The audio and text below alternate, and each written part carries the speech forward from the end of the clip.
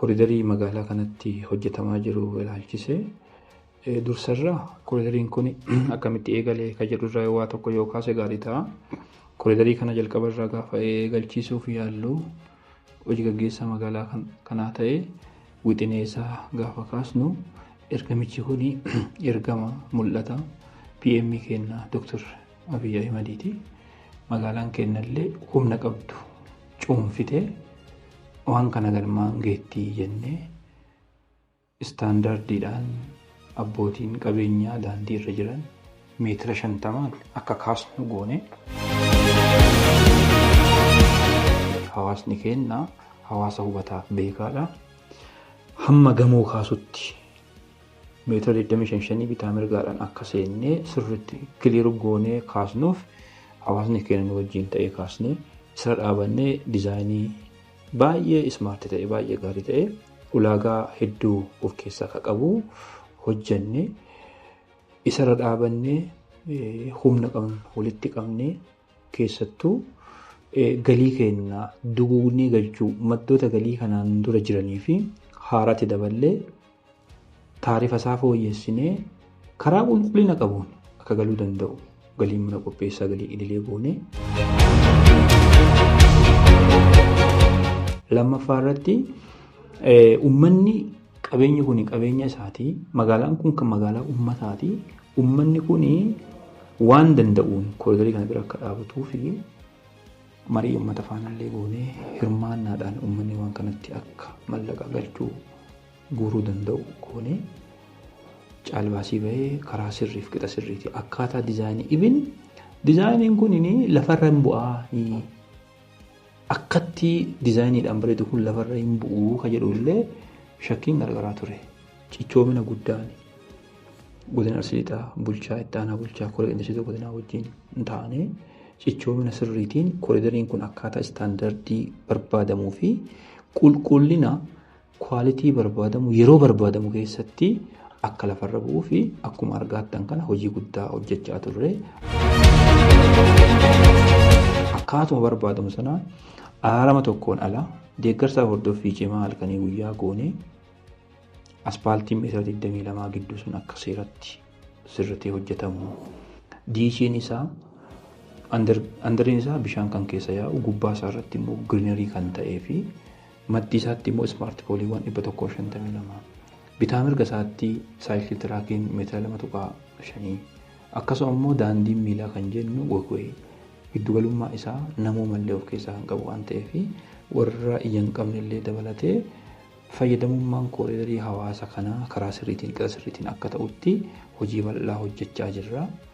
Ammallee qixa sanaatti deemaa jirra. Bakkeewwan rakkoo qaban eeruu hawaasaallee ogeeyyii keenyallee fayyadamee korreeshinii akka sirratu godhaa turre jirra. Bakki itti diignellee jira. Diigamee akka sirratullee goonellee jira jechuudha. Iddoowwan ka'eeraallee haa ta'u kan inni kontiraaktaroonni keenya hojjetan sadan dabalatee kwaalitii irratti of eeggannoodhaan halkanii guyyaa biratti argamuun ogeeyyii bobbaasuun hawaasni kunillee kiyyaa jedhee akka ofiisaatti eegullee goone bakkeewwan amma hawaasni illee yaada irratti kennee sirratee jira. Jaankishiniiwwan veekular kiroosingii yookiin bakkeewwan makiinaa ittiin ce'u kanneen dabalatee istaandardii bareedaadhaan akka hojjetu godhaa turre. Kaayyoon guddaan koriidarii kana mul'an isaa inni ijoon tokkoffaa magaalichi kun magaalaa hawaasaa fi dhala namaatiif mijattuu akka taatuuf bareedina of keessaa qaba. Lammaffaa galii dabala. Galii eenyu dabala? Galii daldaltoota daandii irra jiranii isteeppii dachaadhaan dabalaaf.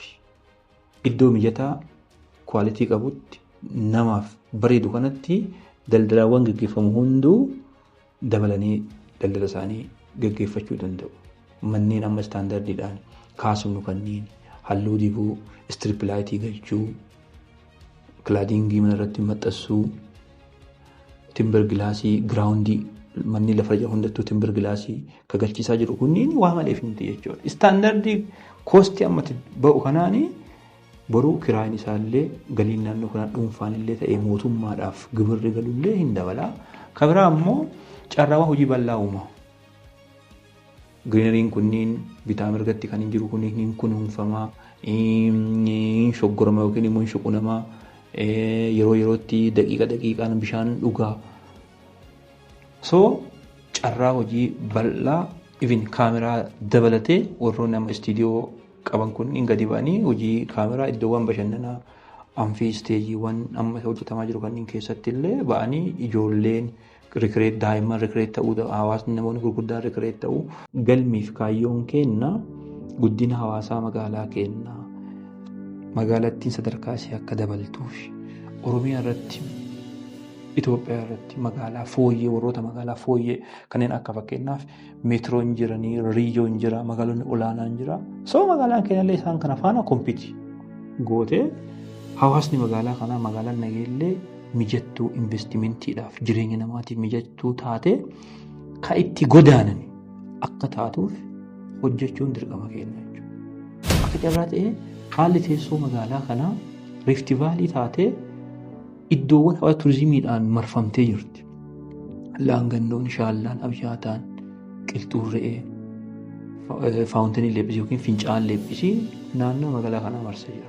Magaalattiin tuni guddachuu isiitiin faayidaan gama bal'aadhaan dhufa waan ta'eef investimentiiwwan bal'aan asitti dhufan waan ta'eef magaalaa tana guddisuun haala mijataa uumuun inni bu'uuraa kooriidarii kanarraa eegala jechuudha.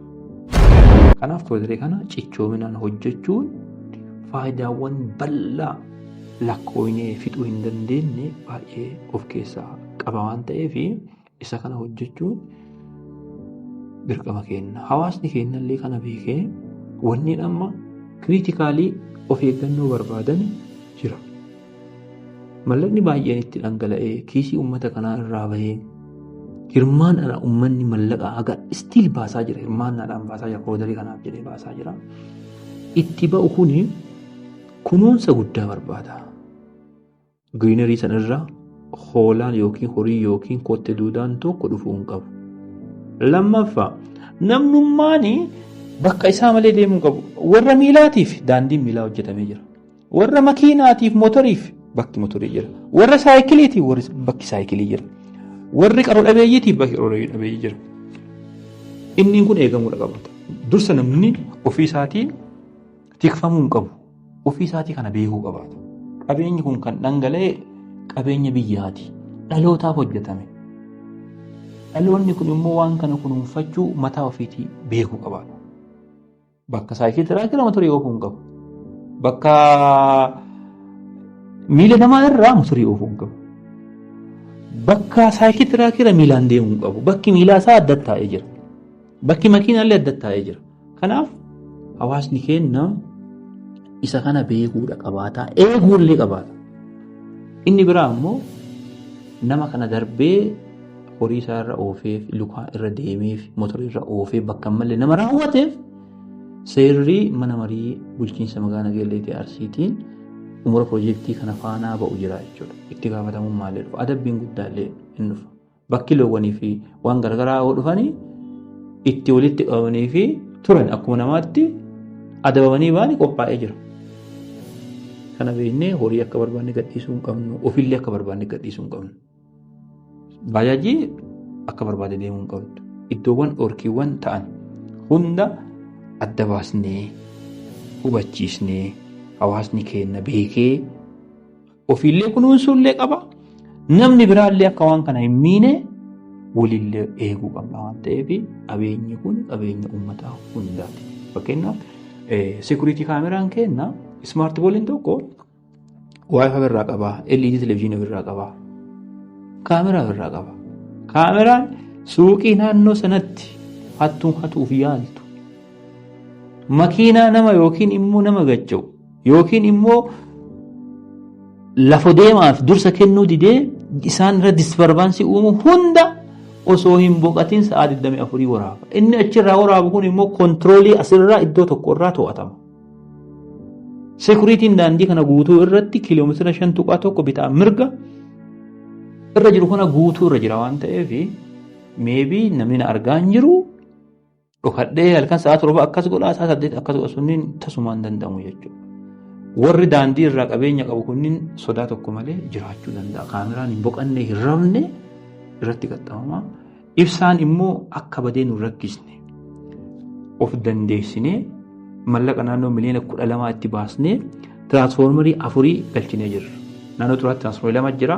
Irraa gadee buufata poostaa durii bira tiraansfoormarii 2 jira. Tiraansfoormarii 4 kuni hojii kooriidarii kana qofaa kan hawaasaa kan mana baaburaa tajaajila garaagaraa irraa adda baheeti humni kun of danda'ee kooriidarii kanaatiif akka tajaajilu goonee jirra.